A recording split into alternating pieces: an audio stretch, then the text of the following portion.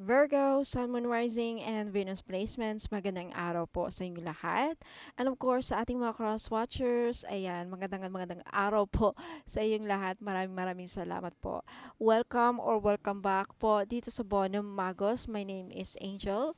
Wag na nating patagalin pa, no, Virgo? So, alamin natin ngayon kung ano yung mga mensahe, gabay at kapalaran ninyo sa buwan ng Mayo.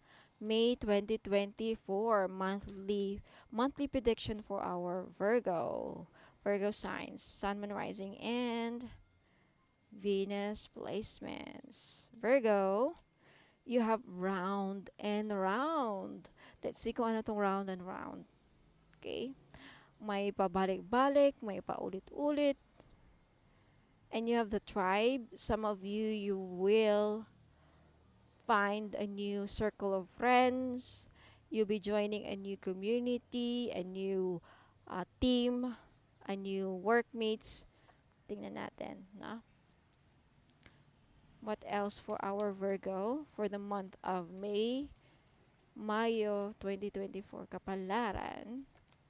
Surrendering to the journey. Release control, Virgo. Now there's a message to trust the process of the universe, trust the process of divine intervention, trust, surrender it to the God, surrender it to the Lord. Okay? I feel like you are in the flow.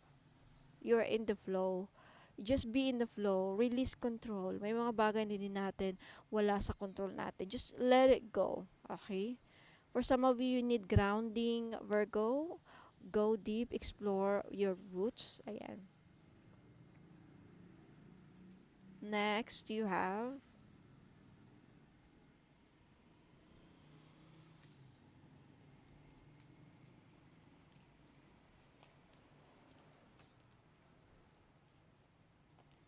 self-employment. Okay, so some of you naghahanap ng trabaho sa buwan ng Mayo. Ito na yung sign na matatanggap kayo sa mga trabahong ina-applyan ninyo, maaprubahan. Yung iba sa inyo na naghahanap ng trabaho, ayan, this is a confirmation. This May, you're a born entrepreneur. So, yung iba sa inyo, kung hindi trabaho, uh, negosyo. No? And your business is surrounded by magical opportunities. Yeah. Sa mga nagsisimula dyan ng business, sa mga nagbabalak magsimula ng business, this is a confirmation or a sign that your business is going to be successful. Okay? This is a confirmation that for some of you, you are self-employed. Wow. You're meant to be self-employed. Virgo, Sun, Moon, Rising, and Venus placements. Healer of action. This is a time, Virgo, where when you can do whatever you set your mind to if your heart is open. So, walang hindi mo kayang gawin, Virgo. That's the message. Okay, you're being asked to do many things at once. You won't mind as long as you know you're making a difference.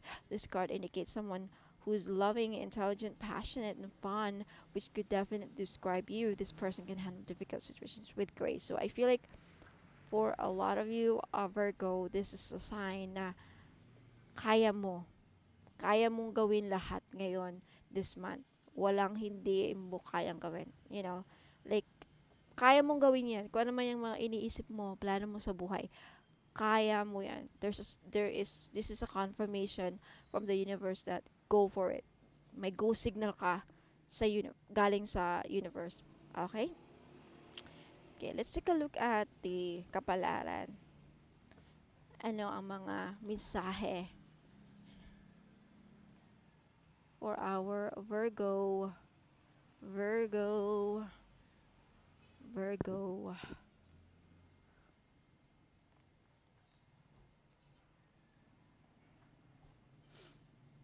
Virgo. Virgo Sun, Moon, Rising. Lumabas yung green. Okay. Next. Virgo. Lumabas ulit yung green.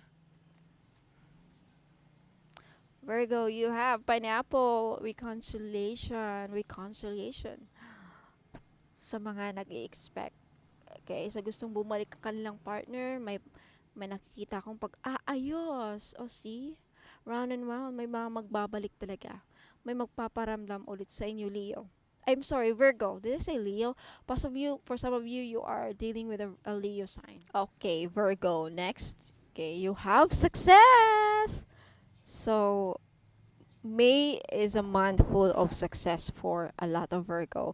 And you have wealth, Virgo.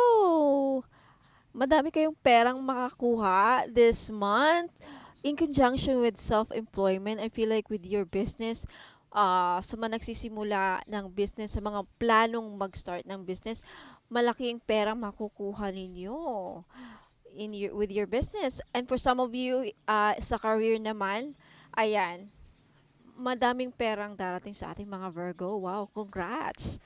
Abunadong abunado ang ating Virgo sa buwan ng Mayo. Wow, meron ba kayong inaasahan, Virgo? You have dark woman, dealings or relationship with a woman with dark complexion or hair. Wow, merong babalik sa'yo, Virgo. A person, for some of you, kung ikaw ay lalaki, magkakabalikan kayo ng past person mo, okay? A woman, ayan. Dark yung hair niya. You have lion, time to act. See? Time to act. This is a message, Virgo, to really take action. Okay? Gawin mo na ang mga gusto mong gawin with your business. Plano nyo magsimula ng business, go for it. Plano nyo mga ibang bansa, go for it. Ayan. There's something about you because now you are on the right path towards success. Okay? You have is sisters. Disappointment in some affair. For some of you, niloko kayo ng lolokohin or niloko kayo ng mga partner ninyo. Sa mga lalaki dyan, mukhang yung ewan ko, okay? I'm really strongly feel that for some of you, you will be disappointed with your partner this month, Virgo. For some of you, yung asawa ninyo na bababae or non-lalaki. Okay, lalaki ka man na nanunood, but there's something about niloko or lolokohin kayo ng partner ninyo.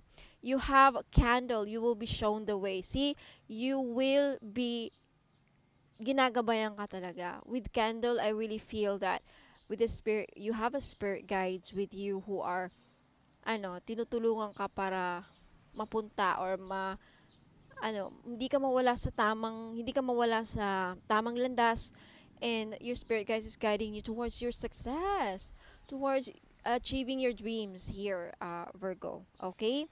Now, let's take a look at the tarot cards. Kung ano pang dapat ninyong malaman. Virgo, Sun, Moon, Rising, and Venus placements. Kapalaran for the month of May, June, July.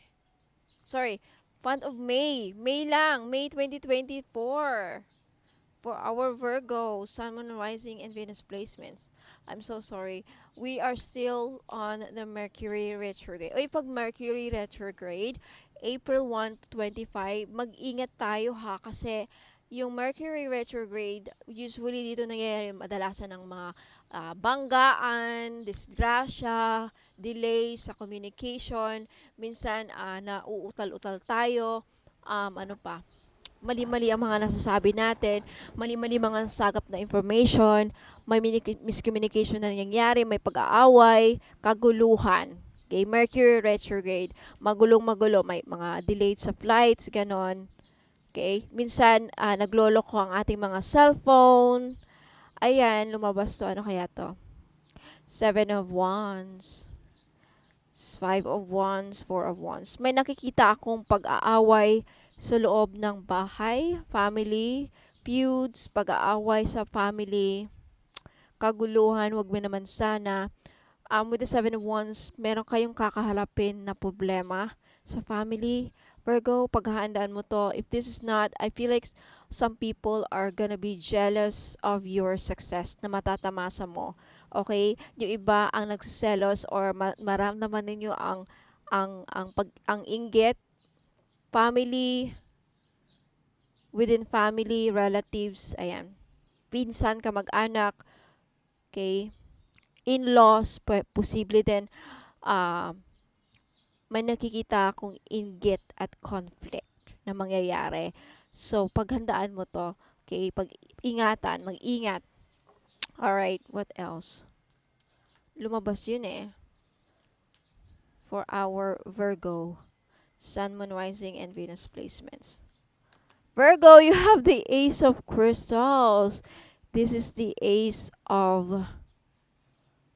I believe this is the Ace of Swords. This is meaning to say you are on the verge of breakthrough.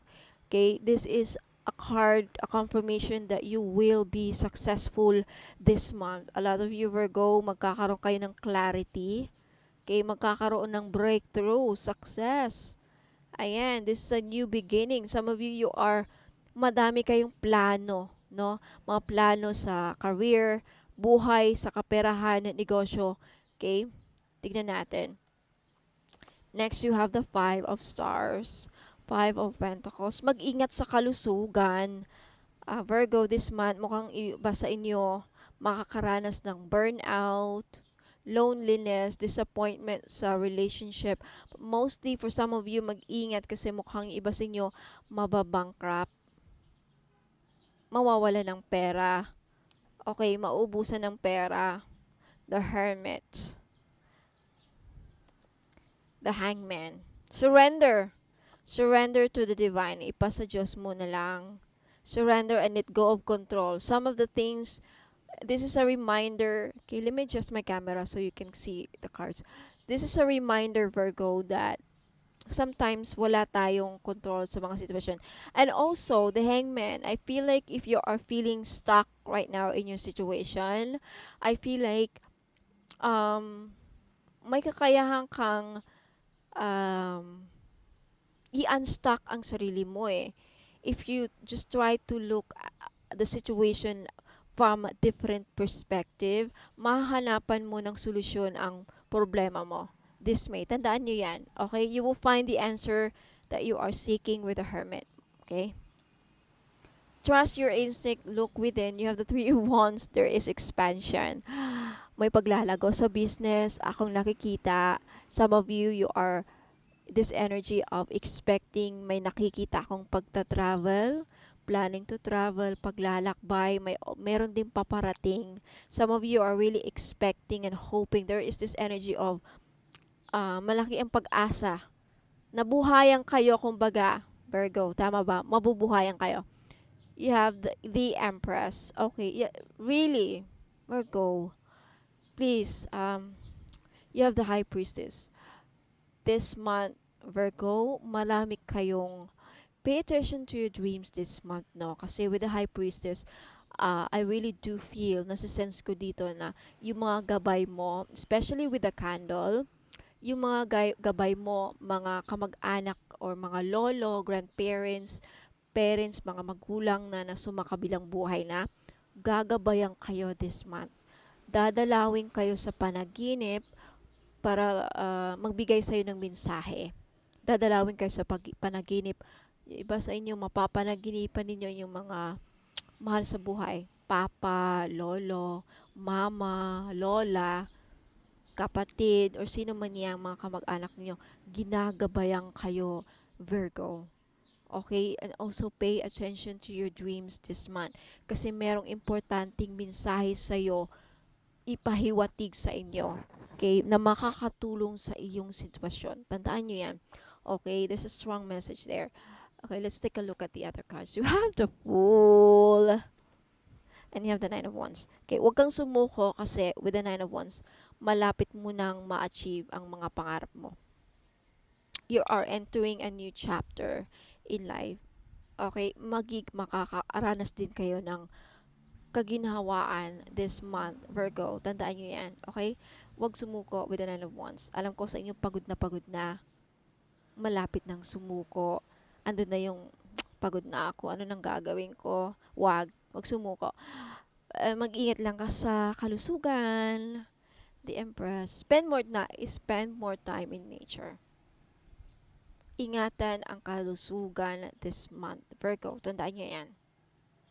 Okay, ingatan ang kalusugan. Huwag magpupuyat. Drink lots of water. There's something about your kalusugan. Yung iba sa inyo makakaranas ng magkakasakit, maubusan ng energy, papayat. So really, take good care of yourself this month. Okay, huwag masyadong mag-isip. For some of you, makakaranas ng depression over relationship. Okay? But when it comes to finances and money and career, looks great. I'm telling you, ang ganda. You will have success with regards in the aspect of your money, finances, and career. Pagdating sa pag-ibig, parang may iba sa inyo makakaranas ng pagkadismaya sa relationship, pagkadismaya. Okay, sa partner, mag-aaway, sa family, may nakikita din akong kaguluhan, pag-aaway siguro sa mga siblings, ayan. But with spiritual, when it comes to spirituality, yun nga, may mga guides kayo na, mga spirit guides kayo na gumagabay sa inyo, Virgo, and then kakausapin kayo sa panaginip this month. Take note of that, okay? You are entering a new, this month is also full of potential. Lots of opportunities. Madaming darating na opportunity sa inyo this month, Virgo. So, just believe in yourself. Believe in the process. Okay? And also trust your intuition. Trust your gut feelings. Ano bang sinasabi ng, pakinggan ninyo yung mga kutob ninyo. Okay? If ever na may decision kayong gagawin, like, mayroon kayong pag-iisipang decision. Okay? Trust your instinct. So, Virgo, hindi na ako magtatagal. Okay, yan lang po sa mensahe para sa inyong monthly prediction, kapalaran, mensahe at gabay for May 2024. Now, Virgo, if naghahanap po kayo ng Latin prayer, okay, punta lang kayo sa Facebook page Ladybug. Yung link niya nasa description box. Okay, sa mga naghahanap, gustong makabayad ng utang, gustong magkabahay, gustong makahanap ng magandang trabaho, marami akong prayer sa Latin. Pipili lang kayo doon. 100 pesos each lang. Okay, ayan, sa mga, and go away, no, Virgo, kasi meron pa akong i-flex na item. So, sa ngayon pa lang, magpapasalamat na ako. Thank you so much. I'll see you on the next one, Virgo. Don't go away. I'll be right back po. God bless and ingat po. Sa mga naghahanap po ng mga pampaswerte, meron akong one full necklace. This is a Chinese pampaswerte. Okay, one full. Pinagdadala ito ng blessings, prosperity, abundance, good fortune, ayan, pampaswerte, and happiness. Ayan. So, this is only 300 pesos. May libre na siyang red bracelet. Kaya wag na kayong magpahuli. Okay, message me sa Facebook page Ladybug PH kung gusto nyong bumili. Sa mga naghahanap naman po ng money magnet oil or pampaswerte, panghatak sa kaperahan. Okay, I have money magnet oil for only 299. May libre ng red bracelet. Ayan, wag na kayong pagpahuli mga madam and sir. Iilan na lang po ito. Okay, ipahid nyo lang sa pulso, sa kamay ninyo or sa likod ng tenga ninyo. Ayan, kahit saan pwede nyong ilagay. Okay? Pwede nyo lang din dalhin kung ayaw nyong gamitin. Ayan, pampahatak po ng pera. Okay? Mag-message po kayo sa Facebook page ko, Ladybug PH po. Ayan, mga madam and sir, sa mga naghahanap po ng mga evil eye bracelets, ayan, meron tayong pangmalakasan. Okay? Lakas makasosyal to mga madam. For only 300 pesos each. Ayan. Paunahan po sa pagbayad. Okay, message nyo po ako sa Facebook page Ladybug PH. Ayan. Okay. Because sa ngayon pa lang, as of now, okay, madami nang bumibili. Okay, magiging bestseller ko ata to.